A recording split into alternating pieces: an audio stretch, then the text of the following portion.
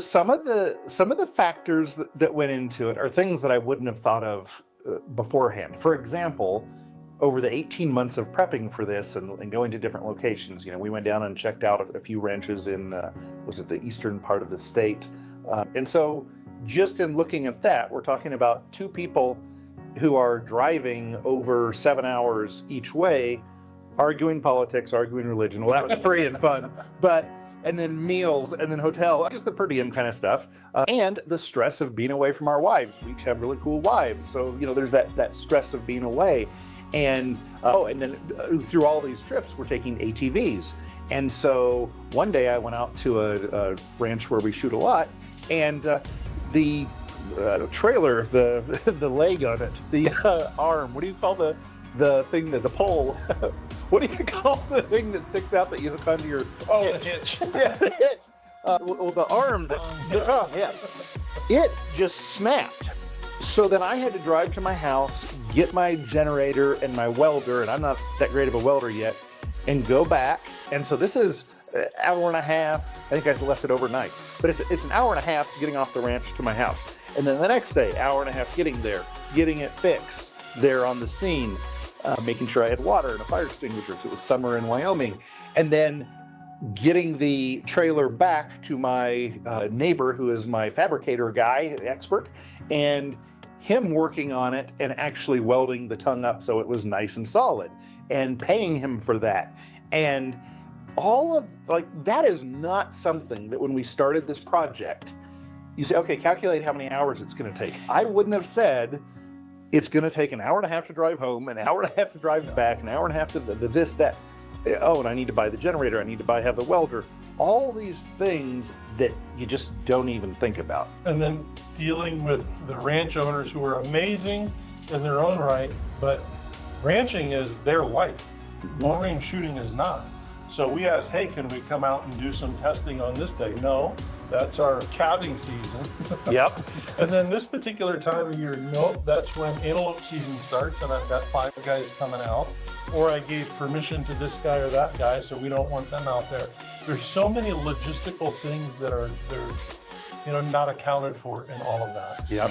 And then you find the perfect time, and Scott's on vacation that week, or I'm on vacation, or we already have another appointment that we have scheduled with someone else. There is so much that goes into this. Now, having said that, if a person could find a good seismic system, if you could get a system, you owned your own land, or you had access to your buddy's ranch, and of course you're not going to tell us where it is, I wish you would, that is a challenge, but find a place where you can shoot for whatever you're going for, 5 miles.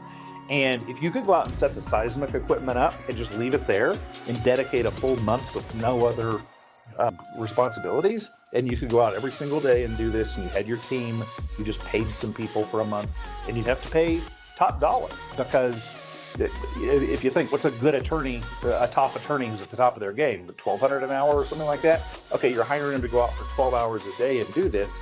It kind of starts to get expensive, and long-range shooters, we come a little bit less expensive. We're half that maybe, but it's still expensive. And there's a lot that goes into this. It's not something you run down to Cabela's and grab a 300 Win Mag Savage and go out and just easily find a place. And there's a lot to it.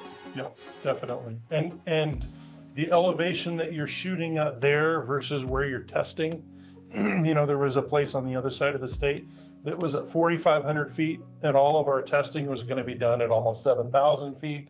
So once you go there for the shoot, everything's different significantly, and I think of Paul Phillips down there in Texas, and you've got the heat to contend with, and ideally you want that day that you're shooting to be the exact same temperature as the day you worked up your loads that were perfectly consistent.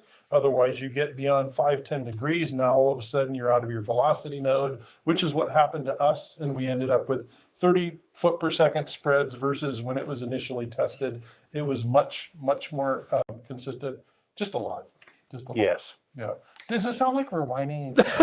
We should. This was huge. This was a blessing. Yeah. And I think that there is a little bit of confusion when I look at something that someone else does. And like, well, that's easy. Why don't you just blah, blah, blah? And why don't you just do it this way? And Hey, look at you like this. yeah, like the engineering problem. I think you should be able to get some sand and some water, salt water, and mix them, and then get an engine to turn. It's just an engineering problem. Like, I have the idea, and then the engineers say, "Well, no, those two things don't make things turn. You have to have it." That's your problem. Deal with it. Well, we're just kind of sharing here at the end some of the things that we had to deal with